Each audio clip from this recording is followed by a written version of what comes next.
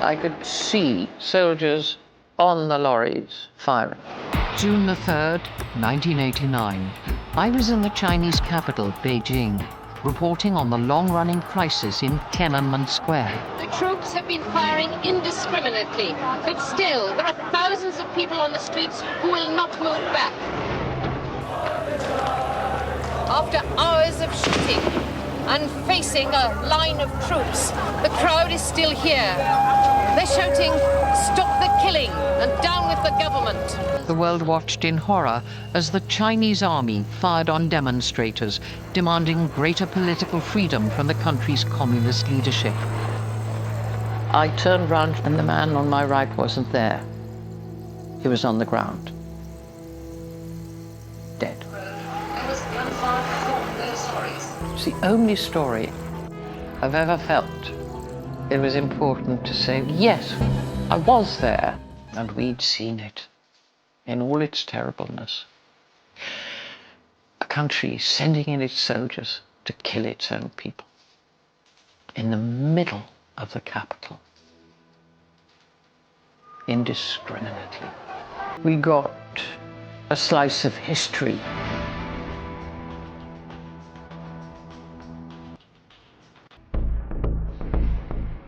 When I filed those reports from Tiananmen Square, I'd already been a BBC producer and reporter for almost 20 years. An enormous list of people. I joined the national TV news team in 1976 A railway station. and covered all kinds of stories wherever they happened. 4 hours after the raid, the Libyans still have no idea how many people were injured here. I had been in extraordinary situations for a good decade and a half. The protesters were mainly students, complaining of corruption in the state bureaucracy, censorship of the press, and of economic and social reform proceeding much too slowly.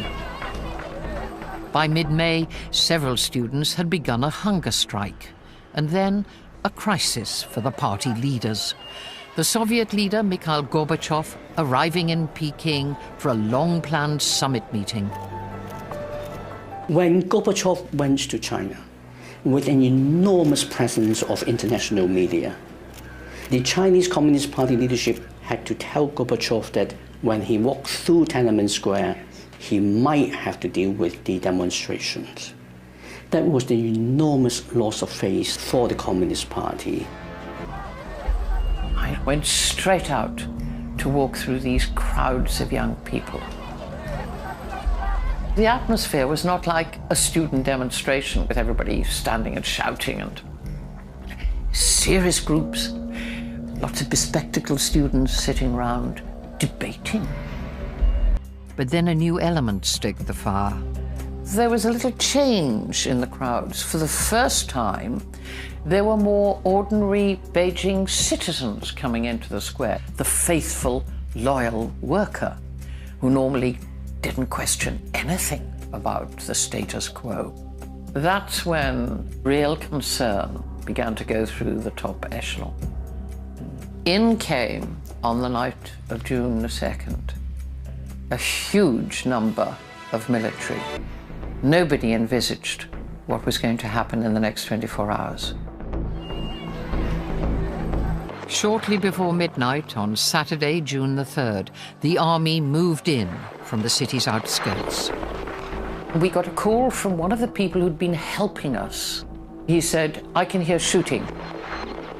There is a lot of shooting, and there are troops, and they are heading for the center." I said, "Right, out we go." There were no smartphones then, and no available satellite links to get live pictures out. All I could do was report on a landline phone. Thousands of Chinese troops have opened fire on demonstrators who've been occupying the centre of Peking for weeks.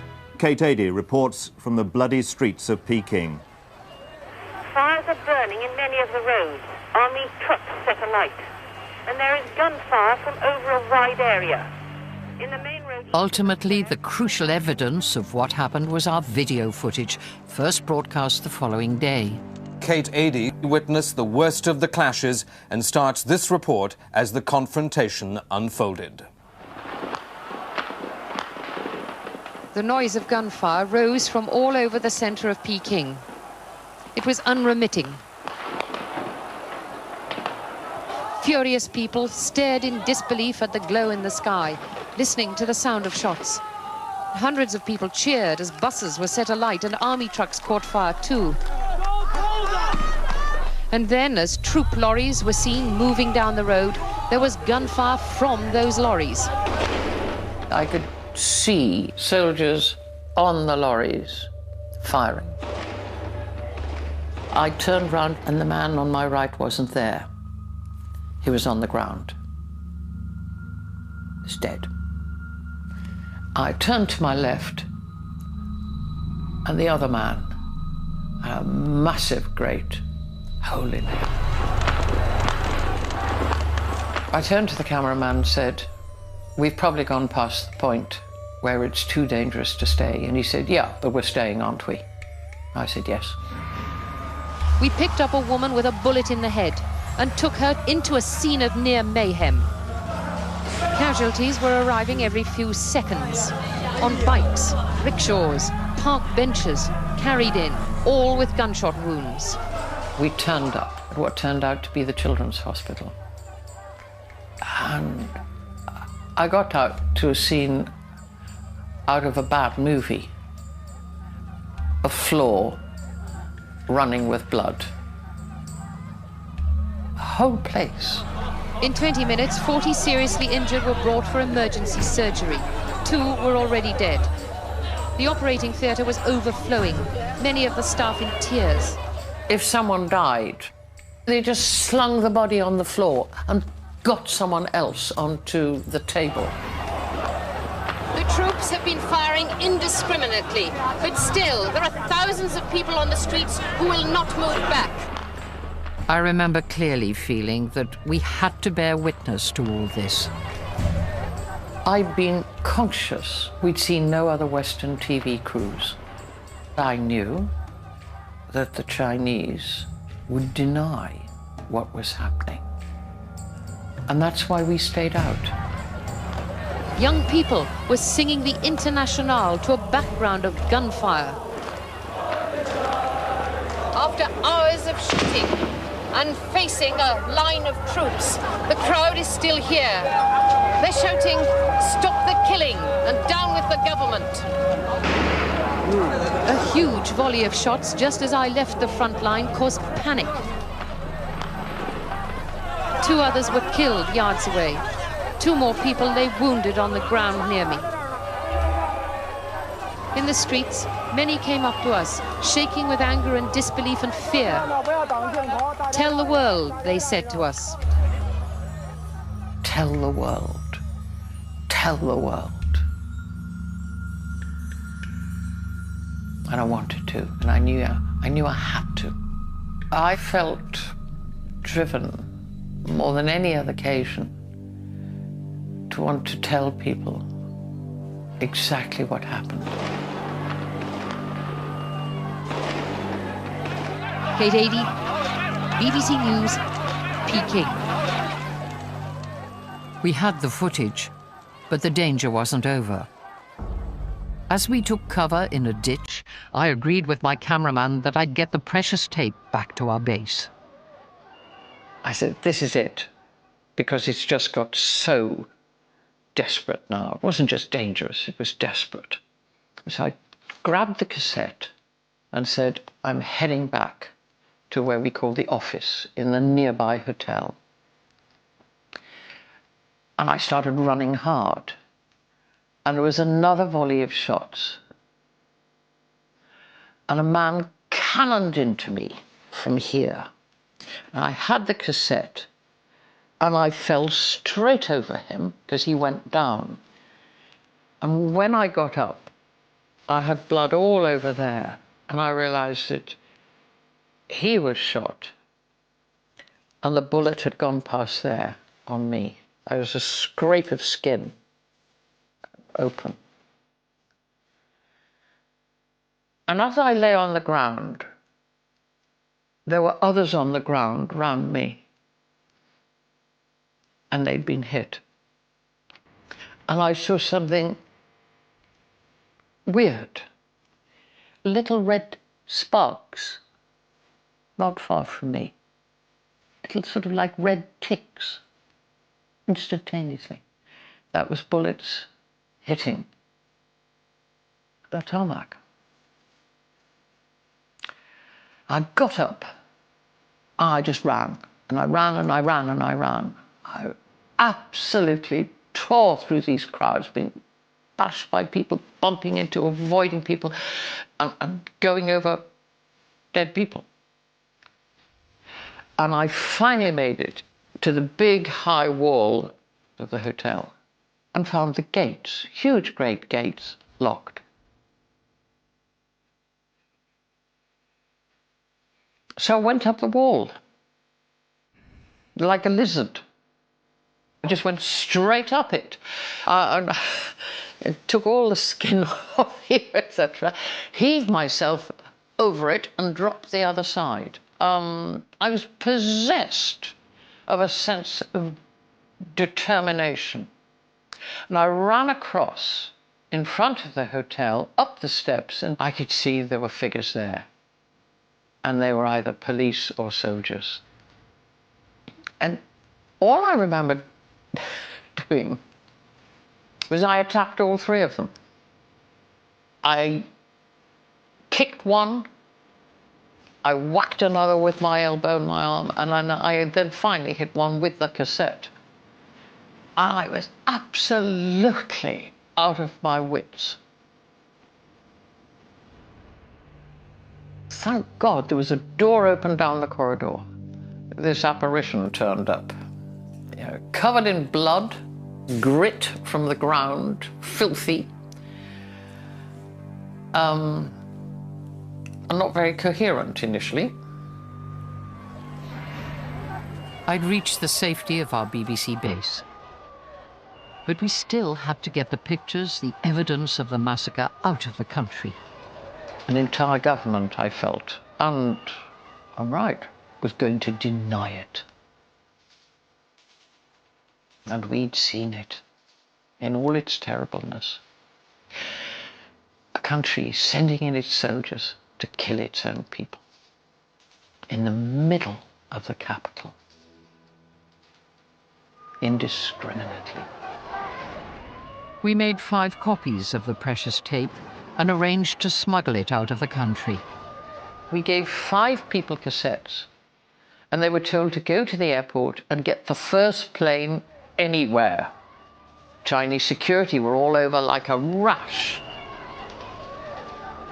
Somebody headed for Kuala Lumpur, somebody headed for Singapore, and somebody went to Tokyo. That's the cassette that got out. How could soldiers of a disciplined army slaughter hundreds of their own unarmed fellow citizens? Why did the protesters remain in the face of such savagery? How could they just stand there? Why were people cycling along, people going to see? It was a complete and utter incomprehension that their own army could be killing them.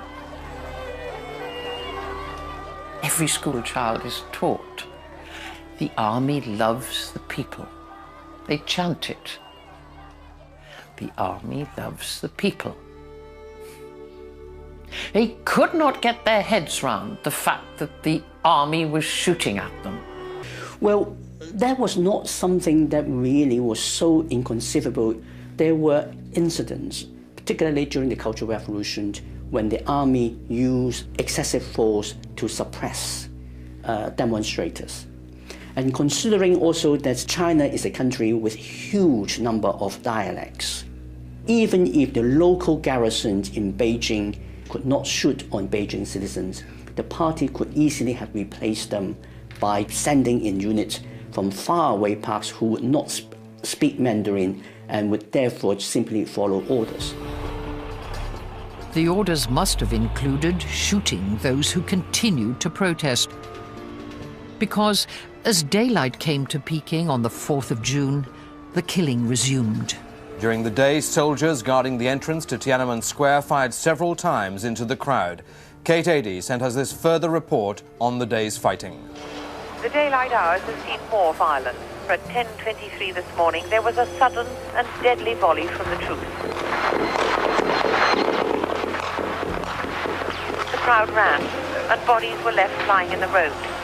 The injured were raced away on any available transport. The burnt-out vehicles and signs of battle were not confined to this area. Crossroads around this vast city have wrecked vehicles, broken glass, pools of blood. Half an hour later, again with no reason or warning, the troops opened fire again.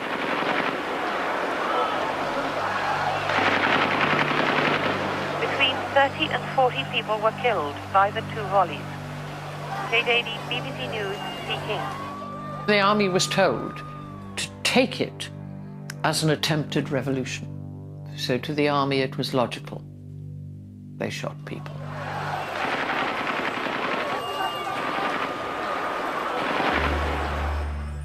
Next day, we witnessed an act of defiance which came to symbolize the whole uprising. As Kate Adie reports from Peking, there are still students prepared to defy the authorities and continue their protests, whatever the risks.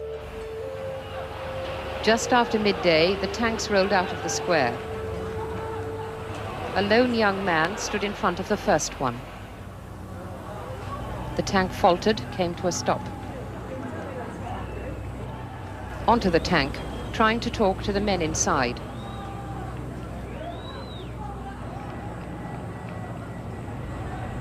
He blocked their way again. The tanks must have avoided him in the next few moments as they moved towards the crossroads. Kate Adie, BBC News, Peking. No one seems sure what became of the tank man, as he came to be known. Some rumors said he'd been imprisoned or even executed.